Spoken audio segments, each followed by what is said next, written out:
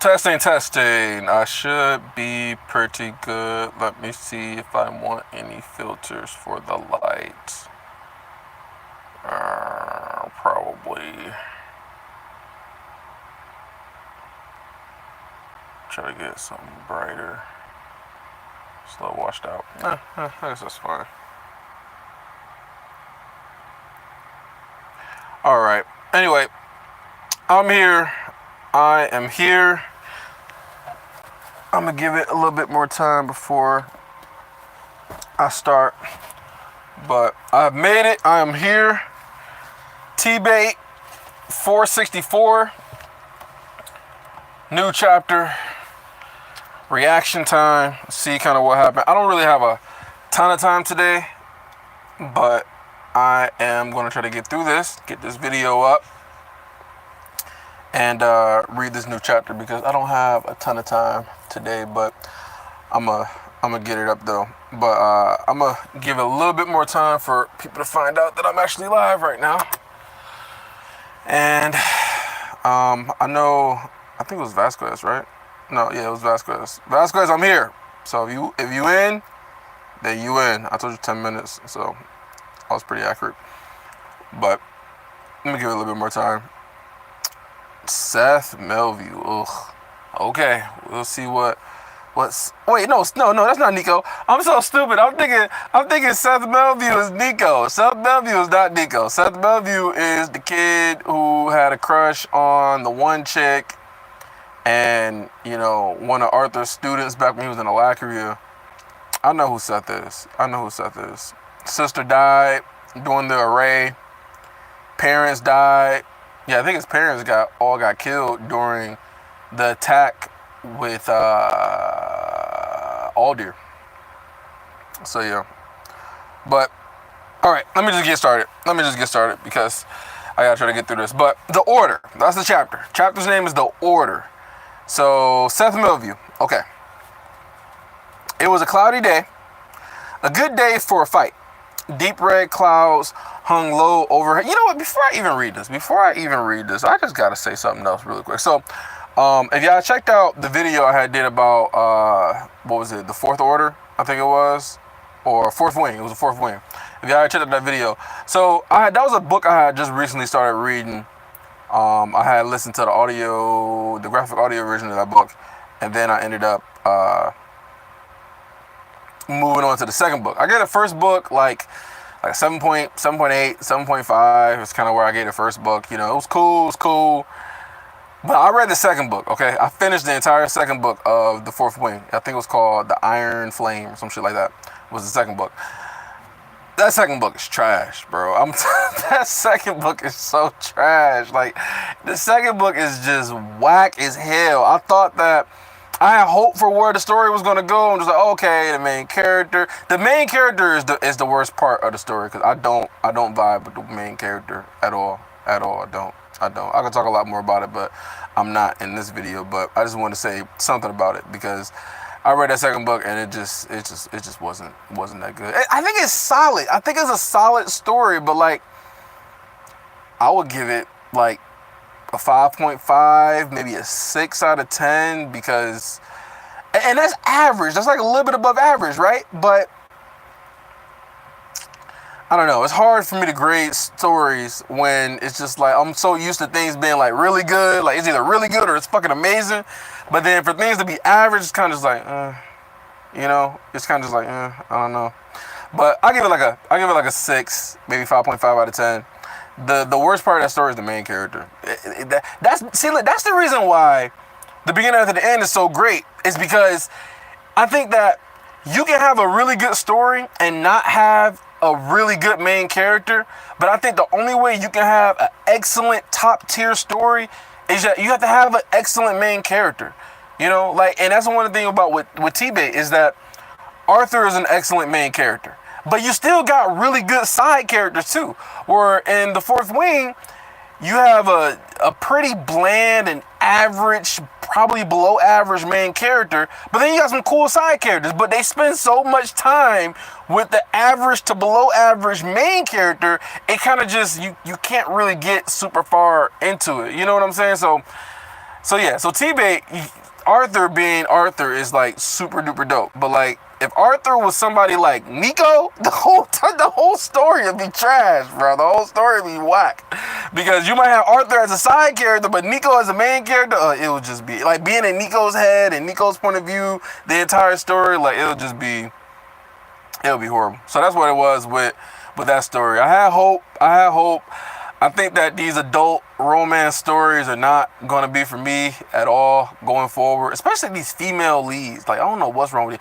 I know this doesn't have anything to do with this story, but listen, these female leads in these adult romance stories are just, they're just not that great. Not that great. Everything's just all about love and, oh my God, I miss you. Oh, you're away for 5 minutes. I'm missing you every second. And you know, the bulging muscles and, you know, the sculpted abs. And I'm just like, I know it's mostly for women, but it's just like, God, I thought it was going to be like pretty decent, you know? The Court of Thorns and Roses was, the first book was whack, but it got better after the first book. This one though, the Fourth Wing just, it's not it. It's not it. It's average. It's very, very average. That's what I would say. It's very, very average. But now that that's being said, let's get into T-Bait, okay? I know y'all probably don't care about the Fourth Wing, but I just wanted to say that and get that off my chest because that shit is just, it's just, I haven't found a story yet that I really like, you know, because I like the fantasy genre, but the adult shit is just, it's just too much, man. It's just too much. I just can't. It's just too much, so. All right, anyway, let's get back to the chapter. So, Seth, we got Seth Melview. Okay, Seth Melview is who we about to talk about. It was a cloudy day, a good day for a fight. Deep red clouds, and yes, Mike, right, Mike. So, have you found anything? See, I don't like the romance shit, right? The romance shit is not my thing, but it's more like, because the only reason I started reading this is because it was like a highly rated story, and so I didn't know it was gonna be a romance until I started getting into it. I was like, it's gonna be a romance. But is there any one of those that's like, is there like a fantasy romance that's actually good? You know, like 8 out of 10 at least? You know, I'll be interested in knowing. But yeah, too much of the sexual shit for me.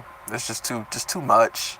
Maybe just if it was a male character as the protagonist, maybe that'd be a little bit different, but it's just. But I stumbled into it, man. I didn't know that it was going to be what it was. I was just like, oh, it's highly rated. I didn't read no plot. I didn't read nothing. I just started listening to it, and I'm just like, this is what it is. But anyway, so Seth Melview. It was a cloudy day, a good day for a fight. Deep red clouds hung low overhead as if they were laden with blood about to spill over us. It is my blood, though, or my enemy's. I wonder idly. Hand clenched around the hilt of my blade. Seth, the crowd chanted. Wait, are they chanting Seth? Why is it pronounced? Is it Seth? Like, why is it like phrased that way? Seth. Like, who the fuck says that? When you be like, Seth. Like, it's like, they're not saying Seth, they're saying Seth. Like, what the fuck is that? The crowd chanted, my name is becoming 2 syllables. As they roared it loud enough to shake the soil beneath my feet. Is this a dream? I wonder if he's having a dream or some shit. 50 Shades of Grey. Yes, I know, but it's fantasy though. And you got like dragons, and you got fire breathing, and you got like hatchlings, and you get powers when you get bonded with the dragons, and you got this threat, you know, the venison, and they're like evil, and they're trying to kill everybody, and you got wars and shields that's gonna keep people safe, and you got secrets, and you know, the government / like leaders who are hiding things from you. So like, it's way more to it than just 50 Shades, you know. So it had hope. But it failed, man. It crumbled and it failed. It turned into some average. It's the main character for me. The main character, Violet, is just not great. I looked across the battlefield at my opponent. Her thin and bed-dragged hair hung down over her drum. I wonder if are they really having fights, or is this like a dream or some shit? I looked across the battlefield at my opponent. Her thin and draggled hair hung down over her drowned, pale, and puffy flesh, a tinge of green to it. She looked like she wrapped herself in an old bed sheet or maybe a curtain instead of clothes. Sickly waves of poisonous mana wafted off of her. Not of her, but wafted off her. But I didn't mind. I wasn't scared, not even a bit. I couldn't quite escape the feeling that I should be, but with my sword in my hand and my name in the air like thunder, it was impossible to be afraid of anything. Giving Bevire, I think that's Bivere, it might be Bivere, of the Dead Three. Oh yeah, I know who that is. The Dead Three. That's the ones with the poison shit, and the one chick who was in the trees, and Arthur ended up putting her whole body through the fucking ice sculpture thing. That shit was fucked up. But I couldn't quite escape the feeling that I should be blah blah. I squandered forward. Only my feet didn't move. It was as if I was rooted to the ground, stuck fast. My hand grasped the hilt of my sword, which was in its sheath, but the blade wouldn't come free. I tugged and tugged, but it was futile. Then suddenly, and with undeniable certainty, I understood that I was going to die. My body was frozen as the nightmare woman scuttled across the stadium floor toward me. I tried to shout, but the noise choked off in my own throat. Mana swelled in the atmosphere, building and building, until I jolted upright, blinking rapidly against the sweat stinging my eyes. Groggily, I looked around, struggling to make sense of what I was seeing. The dimly lit interior of a simple one-room dwelling open to an outside shaded by twilight. I jumped off the rough cot and grabbed my turn shoes, slipping them on and hurrying to the door. Seth, you fool! You fell asleep! It had been a long couple of weeks, maybe a bit more. I couldn't be quite sure. Since the Sovereign's appearance and attack, I'd only meant to lie down and shut my eyes for a minute, but glancing westward, the sun had already gone beyond the distant mountains. I slept away the entire afternoon. So it was a dream. He was dreaming. He was definitely dreaming. I'm just like, man, people saying, shouting Seth, like, where the fuck is he at? I looked around in a search of Lyra Drive. A deep frown worked its way onto my face. Something was wrong. Everyone had stopped, and they were staring south. My own gaze followed theirs, and I suddenly felt it. Mana. So much mana that I could hardly make sense of it. It swooned and swelled, battering back and forth, casting a distant pink glow against the twilight sky. Virtuous horns! But it can't be a battle, a young woman I didn't know said from a few feet to my right. Sensing my gaze, she met my eye. The color had drained from her face. What kind of battle could cause such a... Her words trailed off as she struggled to even think of an appropriate description for the sensation. Then we all, as one, ducked and flinched, cries echoing across the encampment as shadows fell over us. Dim in the wan light, I think it's like that, wan.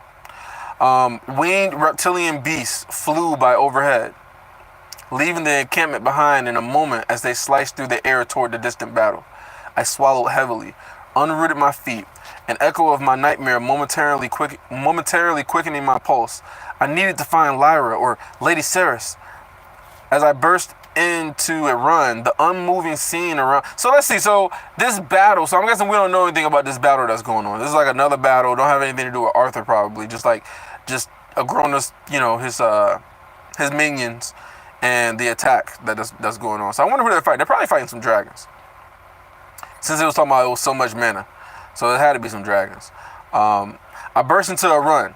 The unmoving scene around me unfroze as well, and the people hurried to find their bloods, their families. He corrected himself, their families, because we're dicaptain, so they don't talk about blood, they talk about families. And then Sarah said that saying families is more appropriate than blood anyway. But anyway, with a few others shouting out for leadership, and some eagerly grouping up to discuss the event. More than one, I noticed uncomfortably watching the southern tree line with hungry expressions that seemed out of place with everyone else's fear. I hadn't run far when Lyra Dryad strode around the corner of a larger family-sized building, her brows knit, her expression intense as she watched the dragons melt away into distant dots before being hidden by the horizon. Lady Lyra, something's happening, I said breathlessly. A battle in the Beast Glades. Her red eyes settled on me. and a strange expression softened her features. Goosebumps rose along my arms and neck, and I took a step back. "Come with me, Seth," she said, her voice soft, a kind of, what the fuck, ache half hidden within it. Without waiting for me, she walked past, heading for the southern edge of the encampment. There we found most of the villagers, those who stayed there permanently, and a large number who were only there for a couple of days to help build a few new houses, already gathered, and they were almost all still staring south. Many turned to watch us, and a few shouted out in response to Lyra's appearance. "Retainer Lyra, what is it? What's happening? A dragon! I saw a dragon! The High Sovereign Grunner has finally come!" The crowd went silent, and all eyes turned to the young soldier who had shouted this. She seemed to realize her error immediately and shrank under so much attention, most of it clearly hostile. "Please, I must urge you all to be calm," Lyra said, her voice projecting across the small town as it sounded to each person as if she was standing right next to them. "Do or say nothing now that you may regret in an hour's time. We must trust that the dragons are protecting us as they agreed, until such a time that we are given reason not to." "Where is Lady Ceres?" a man with a short black hair and a slightly ragged beard asked, stepping forward out of the crowd. "Surely she would have more to tell us than that." "Sulla," Lyra said, placatingly. I think that's it, yeah. "I understand your fear, but regardless of what is happening to the south, we cannot panic." "I'm not suggesting that we panic, but perhaps we should do something besides sit here and wait to be saved," he shot back. I glanced between them rapidly, momentarily stunned by his attitude before remembering that Lyra wasn't a retainer anymore, just as Ceres wasn't a scythe. They had made themselves our equals, but that didn't stop most of us from looking at them like our leaders. In Alacrius, she probably would have flayed the skin from his bones without a thought, but then that was exactly what we'd worked so hard to escape. If it seems as if danger is, I fell to my knees as the world trembled. The skin of my back burned as if I had been branded, and a presence, a consciousness not my own, wrapped in a sheath of power, cloaked into the space just beyond my eyes. What the fuck is happening? Did somebody just show, who the fuck just showed up? A consciousness not my own, wrapped in a sheath of power, clawed into the space just behind my eyes. I tried to look around and see if it was just me, unsure if it would be better that way or not, but I couldn't focus, couldn't hardly see, as if a thick gray woolen blanket had been pulled over my eyes. And then I heard the voice, and I knew it wasn't just me, because all around me, people screamed. The rumbling baritone made my bones quiver with desperation, like my skeleton wanted to rip his way out of me and run away. Even if I had never heard that voice before in my life, I'd have known right away who it was. Okay, that's a "Children of the Vritra." It began rumbling, so I couldn't tell if it was in my head or booming out of the air itself. "You have waited. You have bided your time so very..." I don't know why I'm making this voice, but this is kind of the voice I'm kind of going to. "You've waited. You have bided your time so very patiently, and now your long wait is at its end." My vision slowly returned, and I saw dozens of other Alacrians in the same position as me, as if I'd been forced to kneel before the High Sovereign himself. I thought wildly. A few had stayed standing, swaying on their feet, or leaning against a wall or fence, but only Lyra seemed physically unaffected. The way she focused on the middle distance, staring blindly at nothing at all, was enough to tell me she could hear the voices well, though. "The time has come. The war begins anew, and you will be the edge of the blade that will slit your dragon overlords' throats. You will lift your arms once again, and your subjugators,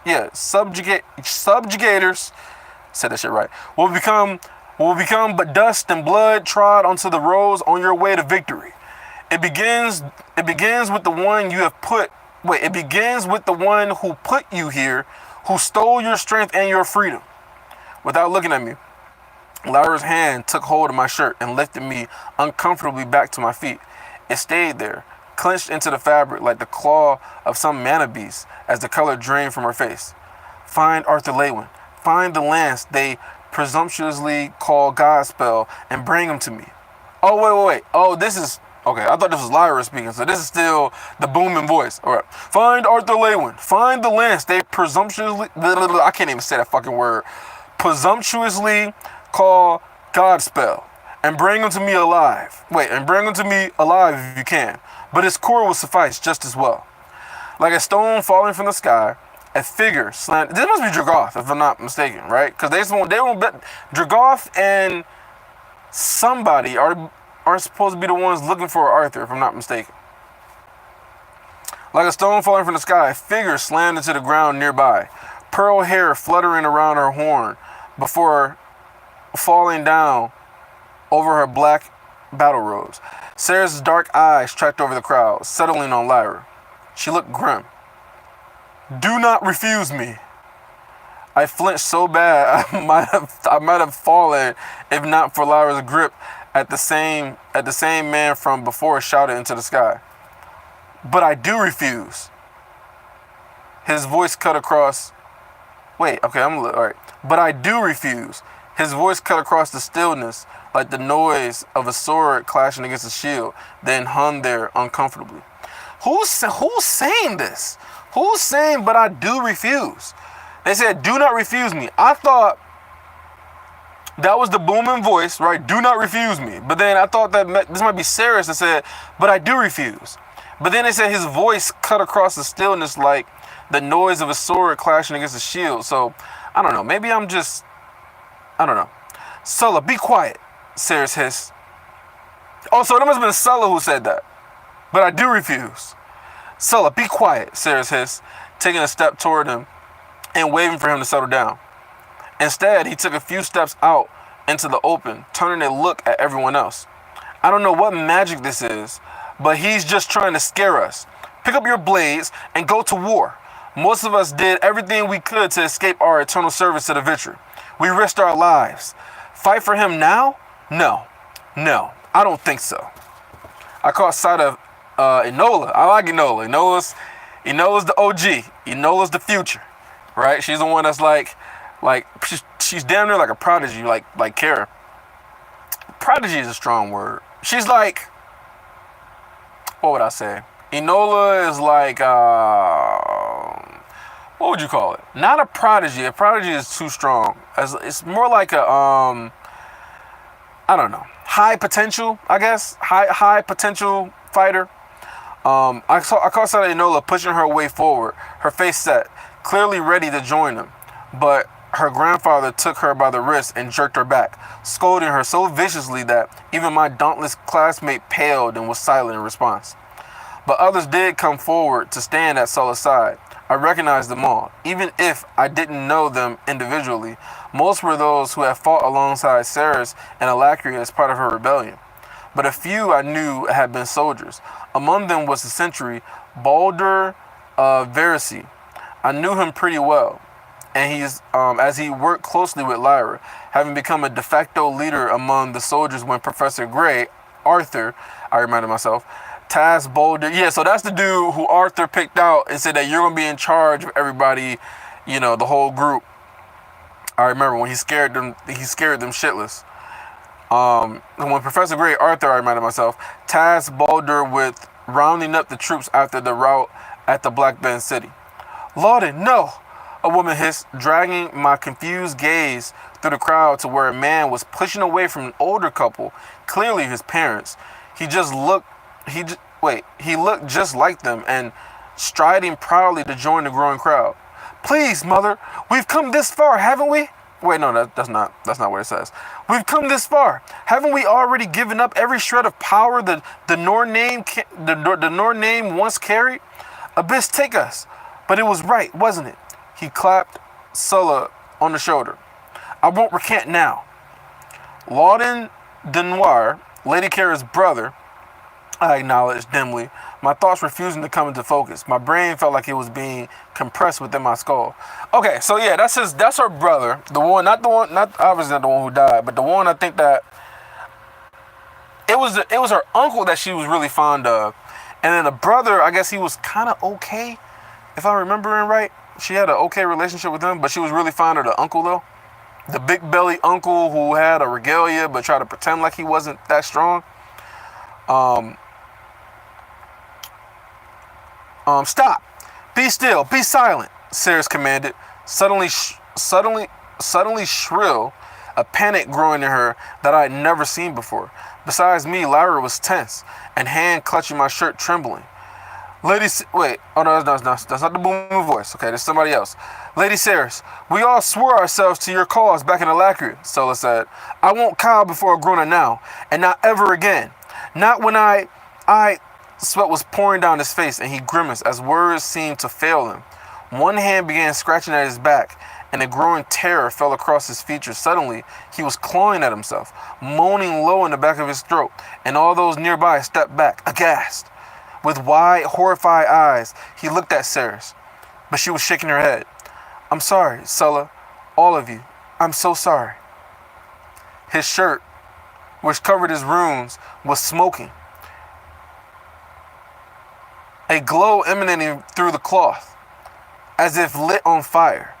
Burning outward from his spine, he fell to his knees and screamed. Wait, bruh, are you trying to tell me that when he gave everybody their rooms, part of like the condition of getting their rooms is that he can like kill them and take them out like whenever he wants? Because they said his back of his shirt was smoking, like his whole body, probably like his inside of his body was on fire or some shit. Lebo, what up though? But like the inside of his body was like smoking or some shit. So can he just snuff them out like that? Like, is that why Saris is just like, I don't know. I'm a little confused.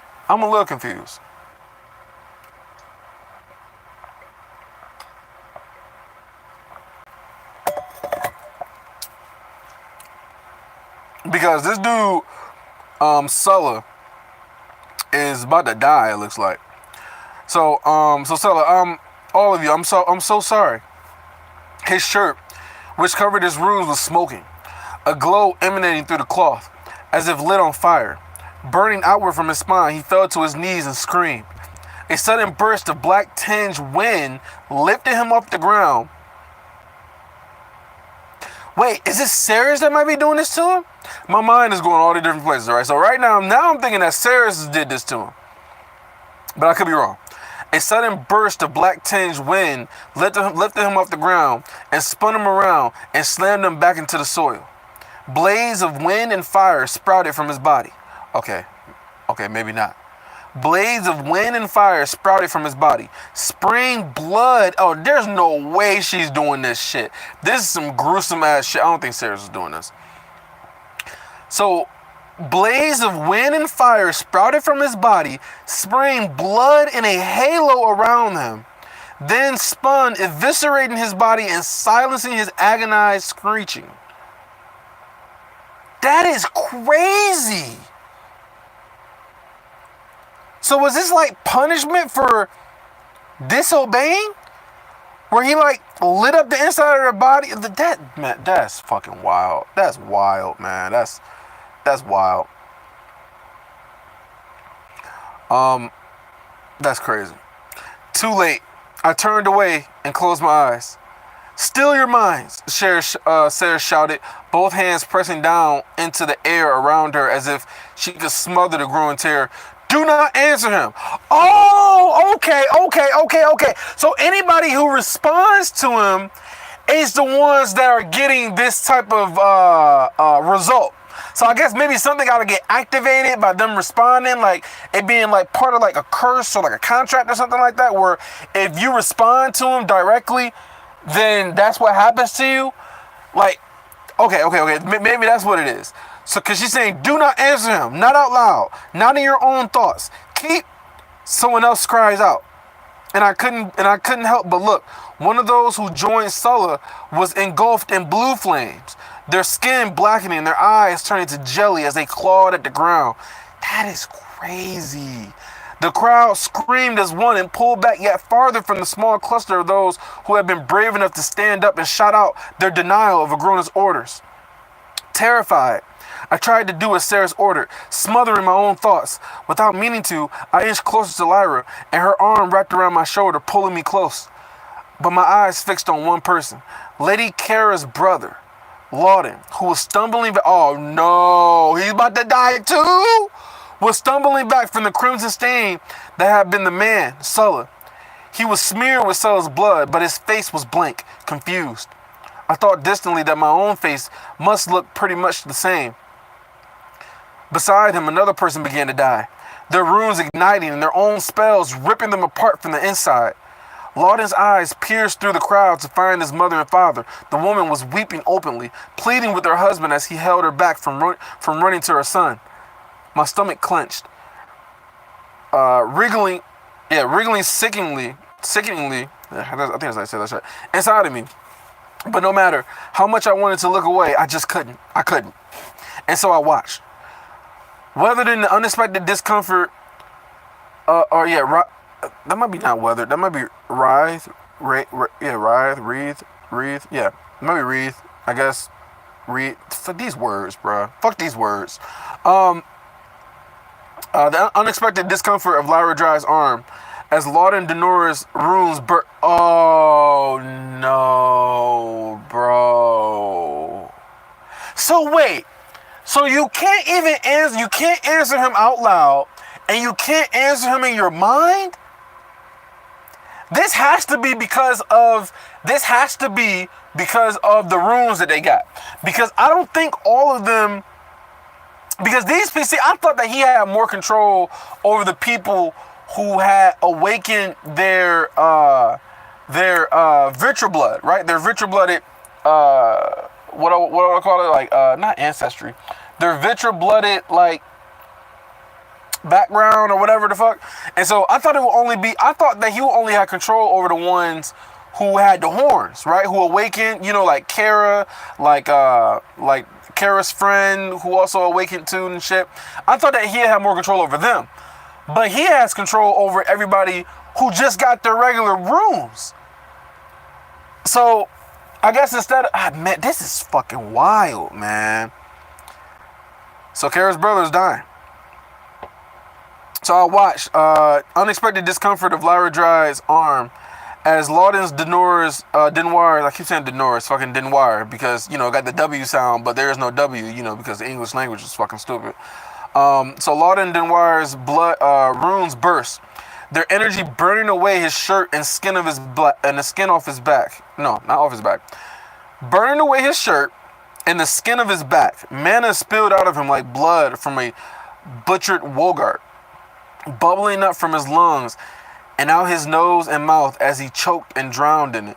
A vein in his neck burst, spraying outward, then another, and then I did look away in the end. Say a command. Shut up, bro. Stop listening to me. That's fucked up. That's fucked up. That's crazy. Whoo, man. I think that these people, if they wasn't terrified now, they're definitely going to be horrified by just all the death, man. That's sick. I mean, that motherfucker sullen literally got blaze of wind and fire and spun his ass around, making a halo of blood. That shit is insane. That's wild, yo. That's gruesome. That's crazy. That's crazy. Yeah, Kara's brother's dead. The motherfucker went out just, Lord, that's wild. Start new route or Adam's next. No, I didn't tell you to start a new route. Get the fuck out of here. See, this is why you can't have any type of voice command stuff on your GPS, because you put voice command, fuck it, they gonna just be listening, trying to alter routes and shit. Anyway, so let's go. So the vein on his neck burst, spraying outward. He looked away in the end. For a moment, I was afraid that the same thing was happening to me. But when I retched, only bile and mostly digested lunch came up. spattering the ground in my shoes. I gave you the power you willed, and it is mine. Work against me in action, word, or even in thought, and the magic that was the gift to you will become your bane. These first brave few, for acting as my example to you, have spared their bloods from the same fate. But any others who disobey condemn their mothers, fathers, sons, and daughters to share their painful and gruesome end. Yeah, so I wonder if Sarah's expected this. Because Sarah's kind of just showed up, right? And then she was telling them not to, what did she say to them? Not to, let me see what she said. She said, still your minds. Do not answer him, not aloud, not in your own thoughts. Keep, and then that's when all the chaos happened. So yeah, so you can't answer him in your mind or not out loud. So you disobey me. You condemn your mothers, fathers, daughters, and sons to share their painful and gruesome end. The voice went silent, but the clutching presence still pressed against my lower spine. That's wild, man. But that makes sense, though. It makes sense because what we know about a groaner doesn't do things for no reason. One of his main things about having control over Alacrity is just that, control. He wants to make sure that he's always in control. He's always the person that's in charge. And so he gave them power, but he was control of how much power they got. He wasn't in control of what that power could do necessarily, but he was in control of how much power they got. And if anybody wanted any power, they literally had to abide by all his rules and regulations that he put forth. And in order for them to get power, he wanted them to go into the relic tombs and get the relics, all that shit. Like, he was in control of all of it. But even with that being said, he put another safety feature or safety net or safety, or what is it called? Like a caution or some shit like that, to where he can still control them through the runes that he gifted to him. So it's just fucked.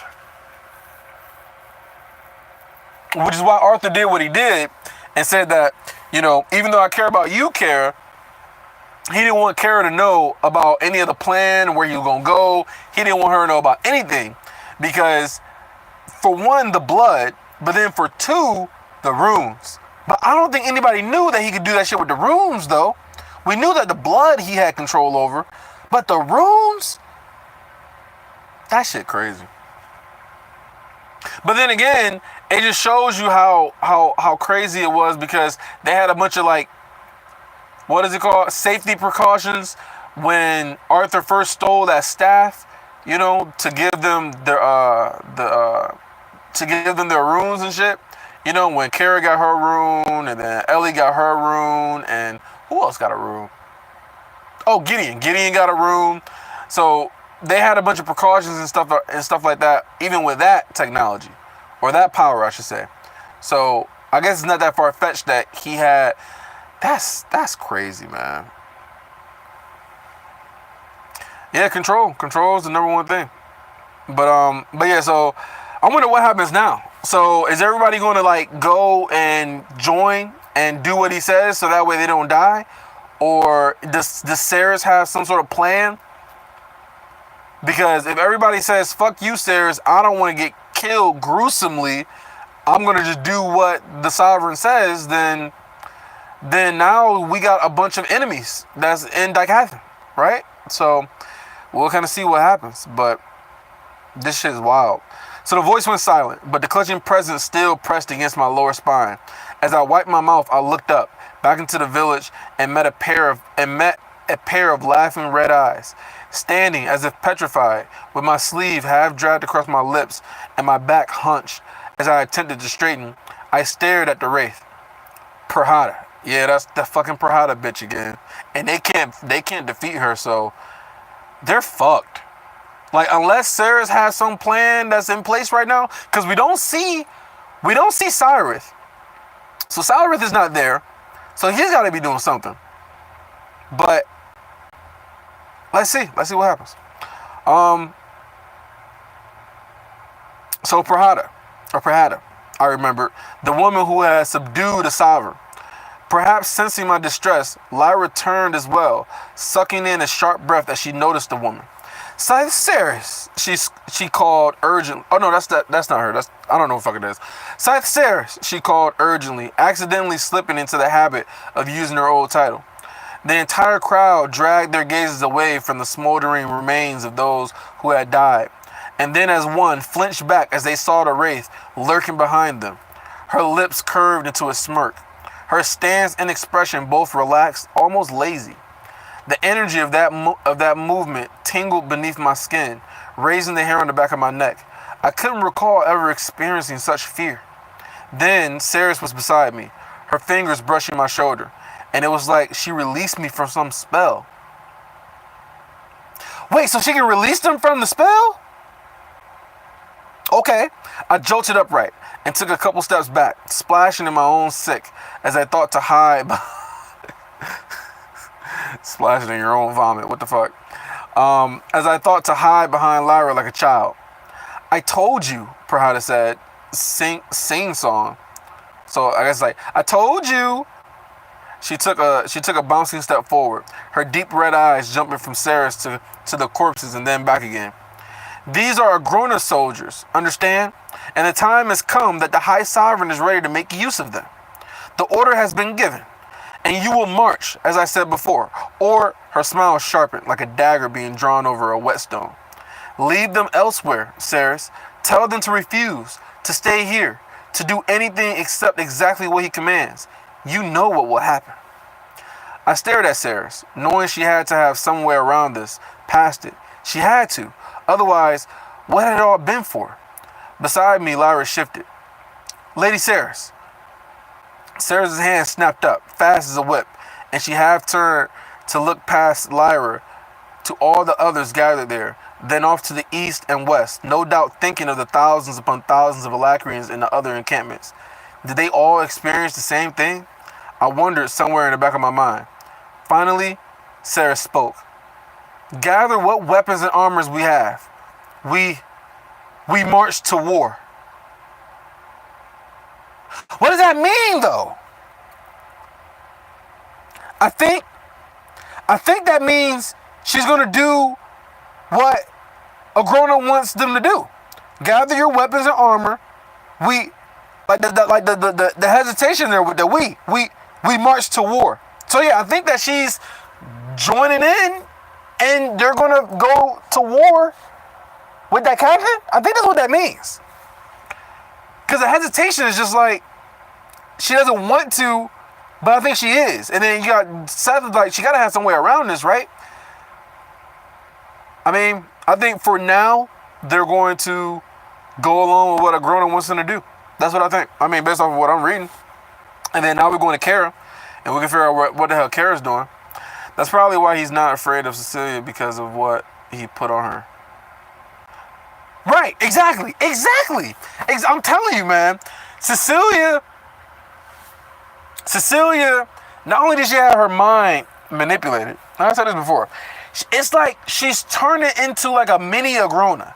Like her temper, her raging and shit at weird ass moments, her like, it's like she's becoming just evil all of a sudden.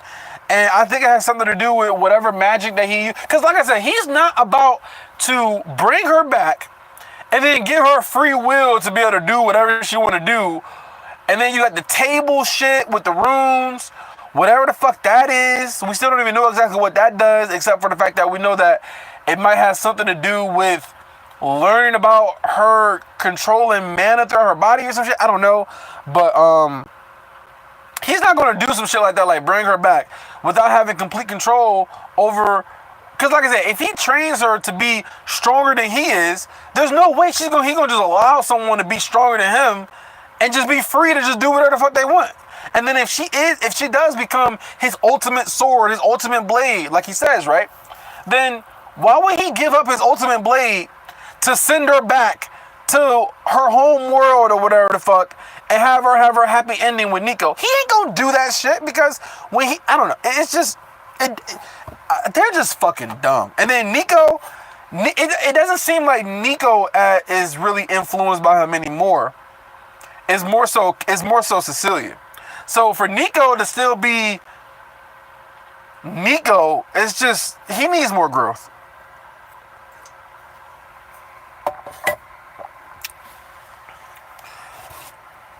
Okay. So now we would care. Alice. Oh, she's with Alice. Oh shit. She's with the Leywins. Alice sat down a bowl of mushroom stew, still steaming and giving off a rich, meaty scent, and nudged the plate of flesh. I said flesh. The plate of fresh baked biscuits. Imagine you eating flesh baked biscuits. Imagine that. Fucking. Oh shit. A plate of fresh baked biscuits closer to me. Please eat up, dear. You and Ellie have both been training so hard. I worry about you. I couldn't help but chuckle, but it was a sound of appreciation and wonder more than amusement. Thank you. This smells wonderful. And it did, too. It was strange. I wonder if she's going to be affected by this shit, yo. It was strange. But she has more control, so she probably won't succumb to whatever fucking, ability that he uses for, I don't know, but he probably has more control over her because of her blood and shit. Well, let's see what happens. So it smells wonderful, and it did too. It was strange that such a simple meal could seem so complete and complex and homely. I'd grown up with private chefs who were happy to prepare an entirely separate meal for each member of my family, but it had been a long time since something as simple as a meal had felt special like this one. Ellie laughed too, slurping down a spoonful of her own stew, her focus somewhere deep below us. Speaking of, did you see Gideon today? He burned off his eyebrows again, she giggled and sprayed stew on the table, which only made her laugh more as Alice glowered at her. I know, the poor man, I said, hiding my own smile behind a spoon-filled hand. And he was doing so well, too. Alice tried to smile as she tossed a towel at Ellie to clean up her mess, but she didn't seem entirely focused on the moment. And I thought I could guess why. I didn't pry, however, and instead took up a spoonful of my dinner and blowing gently on the broth to cool it. I hope Arthur is all right, she said, inviting us into her thoughts anyway. I set the spoon back on the bowl without tasting the stew, then met her eye. She returned the look only for a moment before her eyes darted away again, and I felt a squirming guilt within me. I hadn't told Ellie or Alice about my conversation with Arthur yet. He'd be upset to know Ellie had invited me for dinner, although perhaps more so that I accepted. Why would he be upset about that? That don't even make sense. Okay, he'd be upset because of the security risk that she proposes. Okay. Yeah, because she could oh man, I hope she don't fucking go crazy or some shit from, this could be bad. This could be really bad. So I haven't told Ellie or Alice about my conversation with Arthur yet. He'd be upset to know Ellie had invited me for dinner, although perhaps more so that I accepted. Perhaps it had been a moment of rebelliousness or, no, I told myself chidingly, you were lonely, and you accepted a moment of kindness even if you shouldn't have. That is all. No one is more capable of facing whatever is to come than Arthur, I said aloud. When Alice met my eye again, it was my turn to look away, hurrying to stuff a spoonful of stew into my mouth and instantly regretting it as the sensitive tissue of my tongue burned. I breathed out, searching for a change of subject. Anyway, I was surprised when Ellie asked me to dinner. I thought Arthur would have you two hidden away in a vault somewhere, I said, only half teasing. Winston was supposed to come get us today, but so far he's nowhere to be found, Ellie explained, acting as if it wasn't a big deal. Her brother, I expected, would very much disagree. Alice sighed deeply and pushed her own bowl away before continuing with her previous thoughts, as if it hadn't been interrupted. I know he has Sylvie and Regis, but they're as much a part of him as his own thoughts, I worry about him being lonely. The word caught me off guard, like an echo of my own thoughts from a minute earlier. I cleared my throat and dabbed at my lips with a napkin, unsure how to respond. It's just that the world has put him up on this pedestal. Alice stared at. Okay. Let me reread this. It's just that the world has put him up on this pedestal. Alice stared, unseen, at the curling steam slowly wafting off my bowl. And he's so high up there, and with no one to keep him company, no one who understands him, who can offer him companionship. Not really. I mulled over her words, thinking if I, or anyone for that matter, could be that companion. Or was I just one of the many looking up at him on that pedestal? After a beat of silence, I opened my mouth to offer her words of consolation. Consolation. Consolation? No, consolation. I think that's how you said that. I'm not crazy. That I haven't decided on yet, but all that came out was a ragged gasp. A warmth spread out from my rooms. Oh, fuck! This is not about to happen, bro. She got to be able to contain it, though. She got to be able to contain it, right? She got to be able to have some control. Because she's powerful, man. But, like, there's no way, man. There's no way, yo. This is crazy. What is she gonna be like? You know, like, Ellie, get away from me, get away, or some shit. And then Ellie gotta like protect her mom and shit. And then they gotta like run away, and she go on this fucking killing spree. Man, this is be fucking wild, yo. This is so crazy. Why the fuck? And she knew she shouldn't have came either. Arthur said that she was a security risk. Damn. Oh, God. Okay. The warmth spread out from my rooms, and my mana seemed to gust and swell, only half control. And then I heard the voice, urgent and violating. Children of the Vitra, you have waited. You have bided your time so very patiently, and now your long wait is at its end.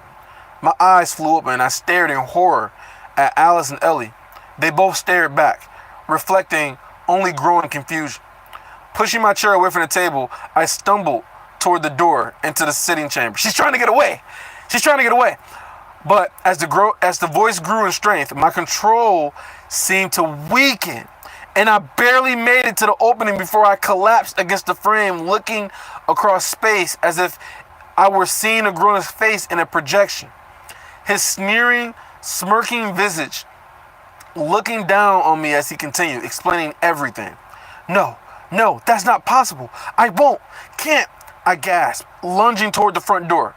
A bulky brown shape appeared before me, and I bounced off the furry wall. Boo. Okay. Collapsing onto my rear, only half understanding, the bearish creature let out a low, dangerous growl as he loomed. So Boo can sense it. Boo can sense it. That's why Boo showed up like, yo, I'm gonna bite your head off, Karen. Oh, this is crazy. Okay. The bearish creature let out a low, dangerous growl as he loomed above me. Boo! Ellie shouted, horrified. What are you? Find Arthur Lewin. Find the lance. Oh, that's not. Okay. This is all a grown-up. Find Arthur Lewin. Find the lance they presumptuously call a god spell. Bring him to me, alive if you can. But his core will suffice just as well. Do not refuse me. Arthur, I moaned. He knew. But how? How could he have foreseen this? I have to get out of here, I said, staring up into dark, wet, beady eyes. But I won't do that. I won't. I refuse. I'd rather die. Kara? Ellie stammered, hovering above and behind me. I could almost feel her hands extend toward me, frozen, just out of reach. What's going on? Through clenched teeth, I tried to explain, but a sudden surge of pain and power from my room split the words into a scream. I threw myself on my back, writhing. Alice grabbed Ellie and pulled her away, and Boo roared and leaped over me, putting himself between the Lewins and my body. My body. But was it even, or did my Vitra blood make it a grown-up's body? Was it even a body? Was it even a body now? Had he turned me into a weapon, a bomb? I had planted myself exactly where I shouldn't be. I'd have cursed if I had gotten a word out through the pain. My mind flashed for just a second to my adoptive blood, my family, and I hoped beyond hope that they were okay. But even that thought was swallowed as wind began gusting around me, turning my body half about and then lifting me up and slamming me against the wall. Heavy paws pinned me to the floor, teeth bared in my face. I felt a blade of wind cut a line across my cheek. "Run!" I gasped, ragged and desperate. "Please, you have to." Small hands grasped mine. I looked over to see Ellie kneeling next to me and tears spilling unnoticed down her cheeks. "Agrona, he knows. Searching for Arthur. Using the Alacrians already in Decathlon," I stammered, struggling to get each word out. "My runes.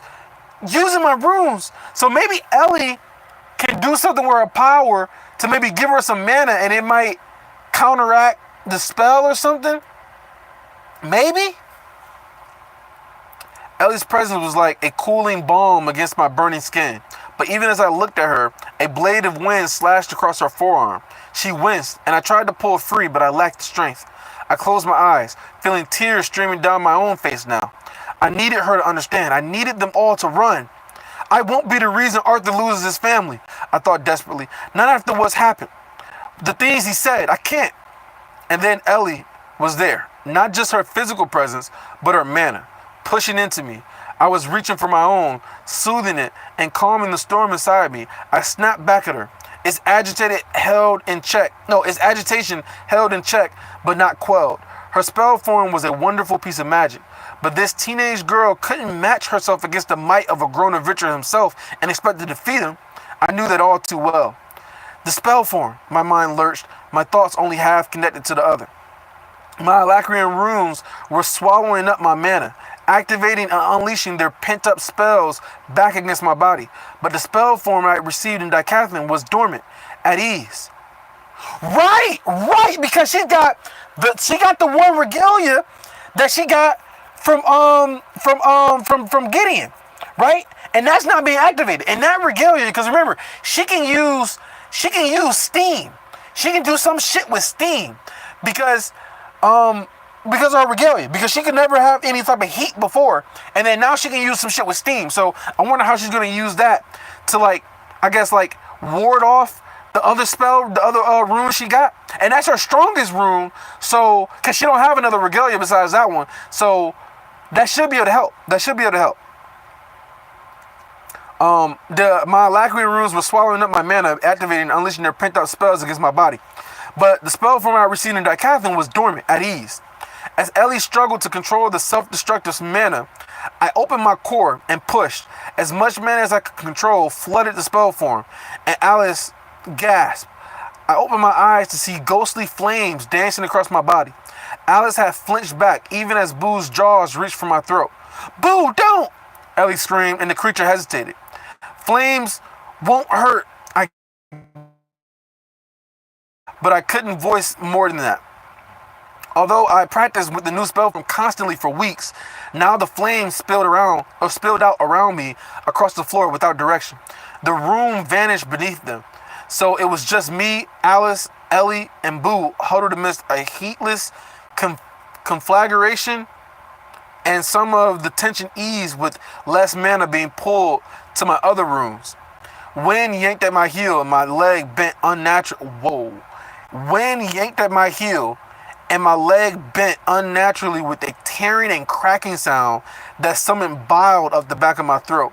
The flames faltered and the wind exploded, hurling Ellie back, and the rest of my bones creaked as Boo pressed his weight down more fully, pinning me to the floor even as the blustering wind sought to tear me apart. I fought through the pain, kept channeling mana into the new spell form. Then hot hands were pressing against my face and neck. A silver glow suffused me, and healing magic poured through me. The agony of my back and leg cooled. Ellie was there again, her will surging against the curse activating inside of me. The force of my own runes trying to tear me to shreds. More mana flooded out as ghostly fire, burning it. So, okay, I get what's going on. So, they're using her mana to activate her runes to use her spells against her to tear her body apart because she's not doing what he wants her to do. But she's countering it by activating her regalia that she got from Gideon and Decathlon, and pouring all her mana into that spell form, so that way she doesn't have any mana to use to power up her other runes. So she's trying to waste away her mana using that spell form. But wouldn't she just pass out from backlash though? I mean, I guess passing out from backlash is better than your own body tearing you apart from your own spells and shit. But that's just crazy. That's just crazy. That's just crazy.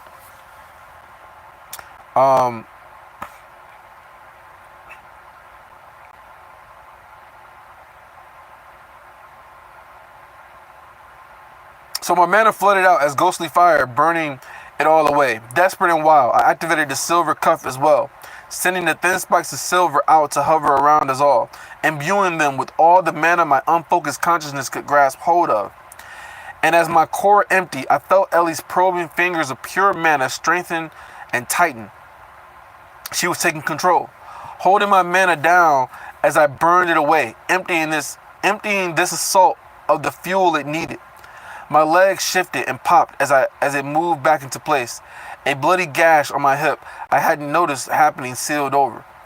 My core ached as I crushed every last particle of my own native mana from it. With the same suddenness with which the attack began, it ceased.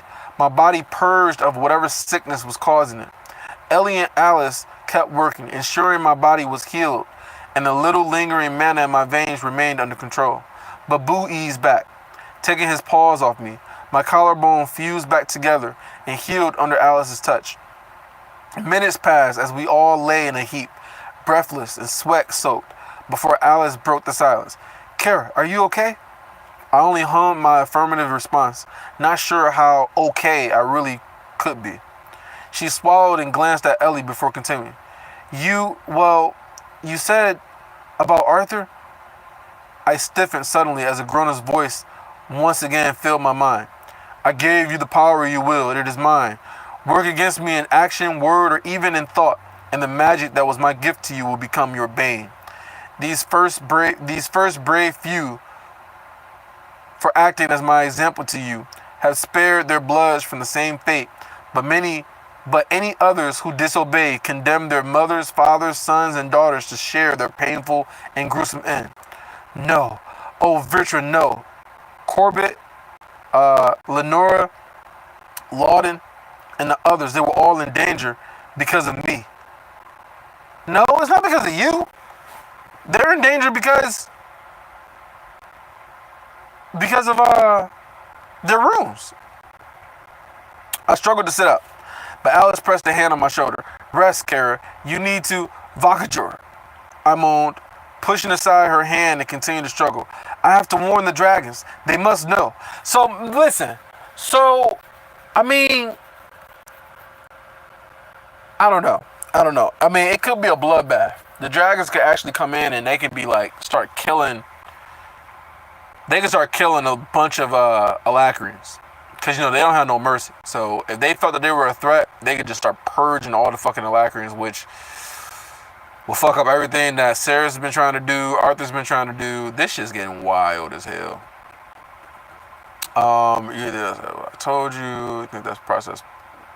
I don't really know. I mean, it seems to me what happened was she expelled all her mana, and then because there was little mana in her body, Ellie was able to control her mana because she's putting more of her pure mana inside her and using that to control Kara's mana, and then Alice is healing her wounds and shit. So I think it's kind of like quelling it, like keeping it at bay. And as long as Kara doesn't have too much mana, then I think that it won't activate that much anymore. But I think she's going to need to stay by Ellie because Ellie is what's keeping it at bay. Or maybe because her emptying her mana like that, maybe she doesn't need Ellie as long as she just continues to empty her mana using the other regalia, or using the regalia that she got. So I'm not sure. We'll kind of see what happens if she goes and Ellie needs to be by her the entire time. But I think it quelled it. It quelled it for temporary quelling. So she has to warn the dragons. They must know. Alice blinked in surprise, but Ellie stood and took my hand, pulling me to my feet. "I'll come with you." "We'll all go," Alice said firmly, an expression of fierce and protective love hardening her features. Without waiting for permission or even understanding, she headed toward the door. I stumbled after her, Ellie helping to support me. My entire body protested the movement, but I broke into a run at the Alice, through the labyrinth hall of the Earthborn Institute, out into the city of Vildorio, and up the long hallway to Lodenhold, the Dwarven Palace. My heart sank when we found the outer halls full of nervously gossiping dwarves. No one stopped us even as we entered the throne room itself. It was empty. The dragons were gone. Okay, so that just means that they're going. They're flying, they're doing something, they're like they're doing something. They're going somewhere, because we know about the dragons that was going down there with the rift. They probably went down towards the rift and shit. The shit that Cecilia's got going on, because she like shielded the area to where they can't even get through and shit. So that's they probably went down there. But I don't know, man. This shit is crazy. So, I mean, as far as we know, but he separated the Vritra from the rest of the Alacrians, right? Or not the Vritra. He separated the Alacrians from the Decathans. So, I mean, they shouldn't be together. I don't know, man. This is wild. But the objective is to find Arthur. So their objective isn't to like kill their own people or to kill the Decathans or anything like that. Their objective is to find Arthur. So basically it's just like, if you don't go and go to find Arthur, then that's when you're going to lose control and your own spells are going to kill you. So as long as they follow the objective and try to find Arthur, then they're okay. But that's crazy, man. That's so fucking wild. Well, I was wondering what Sarah's is going to do next. That's what I'm wondering. Because she said that we take our weapons and shit and we go to war. So I think that they're going to, I don't know, go to war. I think maybe she means go to war with Agrona. Now that I'm thinking about it, because if she wanted them to do, if she wanted them to do what Agrona wanted them to do, then she would have said something like, we're going to go and find Arthur, because that's what Agrona wants to do, wants them to find Arthur. So I think when she said that we get our arms and we go to war, I think that what she means is that we're going to go fight Agrona. We're going to go to war with Agrona and the Wraiths and all the other shit. So now that I fully read the chapter, that's what I think she meant now. But yeah, so that's what I think she meant. Didn't Arthur give them a special mission before he left? He gave, when you say them, are you talking about the dragons? Gave the dragons a special mission before he left? Because if he gave like the leaders of all the different cities, I guess you want to call it, Black Ben, you got Zyrus and shit. You got what the fuck is her name? I keep forgetting her name. Curtis and Kathleen, they were in charge of, I think, Black Ben or Zyrus or some shit like that. So he gave them a mission. They were supposed to like hold out for, as long as possible or some shit like that. Like everybody's supposed to like hold out, like keep the fort, hold down the fort. Oh, you got the wall. They had the wall. They got to hold down the fort at the wall and shit too. So, because the only people who know where Arthur actually is Ellie, which is crazy because Ellie is the one that's keeping up the illusions of him being in all these different locations, right? So Ellie knows where he's at, and Ren knows where he's at. Those are only two people who know. So, and I guess Ellie needed to know because she's the reason that their presence or his presence in those other locations, right? From the false, like, fucking, what you want to call it? The false fucking things that Ellie had made or whatever that have his mana or his ether and Sylvie and Regis, all that shit, right? So Ellie needed to know because she needed to keep that up, to keep the illusion up. But I don't know why he needed Ren to know where he was at, though. That's what I'm kind of wondering. Like, why did he want to know? Why did he want Ren to know where he was at? So I don't know about that one. I don't know about that one because not even nobody knows except for those two. So yeah. So I think that's what the dragons. He gave orders. I don't think he gave the dragons any orders. I don't remember him giving the dragons any orders. I remember he had a discussion and they didn't believe that. Remember, they didn't believe that the wraiths and shit were that big of a threat. So I don't think he did, man. I don't think he did. But this is a cool chapter. This is hype. I ain't gonna lie. This is hype. It's kind of like, it's crazy that he can control. That shit's so wild. So I'm just wondering what happens now, though. Like, is a bunch of Alacrians about to die? Because if he can activate this shit from a long ass distance and everybody can hear it, and we seen the gruesome death that, Sulla had got, Lawden had got. What about fucking what about Uncle what's his name? Uncle I forget his fucking name, man. The one who was his pretend uncle in Alacria. What about him? What the fuck is he doing? Like, is he about to die too? Like, man, this shit's... Or maybe it's only the Alacrians that's in Dicathin. Maybe the Alacrians... Or maybe he summoned all the Alacrians in Alacria and they're fight. I don't know, man. This shit's wild. We haven't heard anything about what's going on with Uncle what's his name. So, I don't know. But this is a good chapter, though. I definitely like this chapter. I wish I could find another fucking story that's, like, similar to this. Not similar, but, like, as hype as this. But, like, as an actual book. I read through so many fucking books so fast, man. I need to reread Stormlight Archives because that shit was so hype. I wish I would have never read it. I wish I would have read it live. And I should have went through it, like, really slow. But anyway, I'm finding some stuff to read. Right now I'm reading, just so some of you guys know. Also, if you guys are interested in, like, reading more shit, like more audio books, ebooks or whatever, if y'all ever heard of this app, it's called Everand, EVERAND. It's like $11.99 a month, and you get to, so it's just like Audible, but you can read up to, I think it's 3 books a month.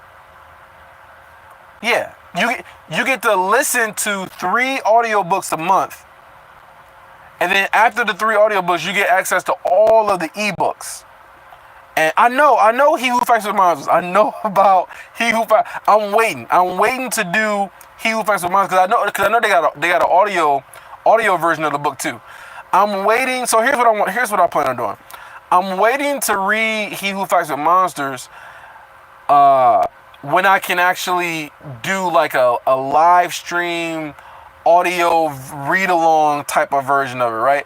To where I'll play the audio, right? I'll play the audio and we'll all both just like listen to the book or whatever, and then I'll like stop and give commentary, talk about some of the things that I think about what's going on or whatever. I want to either make a video like that or I want to do something like that live. So I'm waiting to do that. So I'm not reading that yet until I can do that and maybe post some videos and kind of go that route. But the app that I was talking about, the app is called Everand, EVERAND. And so, like I said before, it's fucking. I need to get sponsorship. I swear. Fuck it. So, it's cool though. It's cool as shit because instead of Audible, which you get like 1 book and that's it. You get the 1 credit and you can read 1 book, right, or listen to 1 book. With Everand, you can listen to 3 books. Although they don't tell you that there's a limit, but there's a limit on how many you can actually listen to. But you can listen to 3 books. And they got a shit ton of audio books. They got a shit ton of graphic audio books. They got a shit ton of e-books. And they also got some podcasts on there too. But a lot of popular titles and shit like that, they're on there. And so it's like $11.99 a month. And shit. I can send a link or something like that. And I think you get 60 days for free. You get like a 60-day free trial. So you get 2 months for free. I should send a link. I should post a link. You know what I'm gonna do? I'm gonna post a link in the description of this video. And you should get like a 60-day free trial. and you get access to 2 months of the. Yeah, so they got like, I mean, what I'm listening to this story called Recurve. It's called Recurve by Shannon Mayer. I'm listening to that right now. That's also the app that I use to listen to The Fourth Wing. But they got a shit ton of other stuff on there. They got like, I don't know.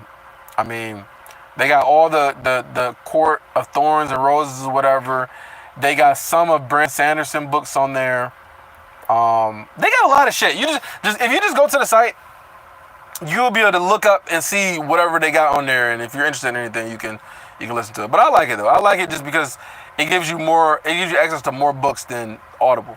Audible only gives you one. They give you at least 3, or at the max 3, I think. After you use up your 3, then until your subscription renews the next month, that's when you can listen to more titles or whatever. So, but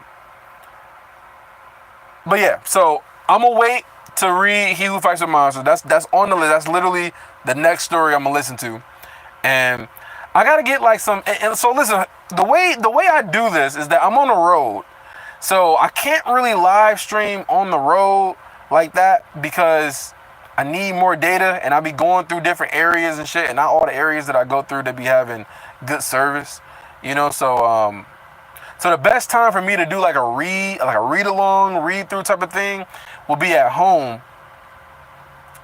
But I gotta like figure out a way to like link or sync the audio into. I don't know how they do it, but I'm probably gonna need to get some streaming software in order for me to do something like that. But yeah, so that's what I'm waiting. I'm waiting to read that so that way I can read it and listen to it, you know, together with everybody and whatnot. But yeah, there's that, and really that's about it. That's about it. I'm kind of just going along looking at some of these other stories. There's so many fucking romance stories that I'm just like, I don't hate romance, but I don't like when they spend too much time on the fucking couple. Like, it's just like, I don't like y'all that much to where I need to have every second be about the couple and shit. You know what I'm saying? So, but yeah, so that's what I plan on doing. Whenever I get the streaming software and learn all this shit, that's when I'll do that. But other than that, that's what the plan is. So as far as being on the road, I do my live streams like I'm doing now. And I used to make a bunch more videos, but I kind of stopped making videos. But yeah. Kara's gonna be Arthur's wife. I mean, I would like it. I would like it if they got together and shit. I mean, they got good chemistry and shit. Tessia annoyed me when she ran and tried to find her parents. I'm just like, ugh. And then when she could kill Cecilia and she decided not to, I'm just like, ugh. So Tessie is really kind of like dropped the ball. Kara hasn't done anything that I'm just like, ugh. So I kind of like Kara the most out of like couples and shit. So I'll be cool with that. I'm not like team Cecilia, or I don't think anybody's team Cecilia, but I'm not like a team Tessia or a team Kara. I'm not that into that like that, you know. But if he was a Kara, I'll be cool. If he was a Tessia, I'll be cool, you know. So it's just like, it don't really matter to me that much. But what matters to me though is what the fuck is going to happen with all these Alacrians, and are they all going to start looking for Arthur? And what is Sarah's going to do? That's what matters to me. What the hell is Sarah's going to do? But if y'all haven't read Stormlight Archives, y'all need to read that shit, okay? Y'all really need to read that shit. That shit is fantastic. I mean, that's all I can really say. It's fucking fantastic. And I don't know if I'm ever find a book that's that good.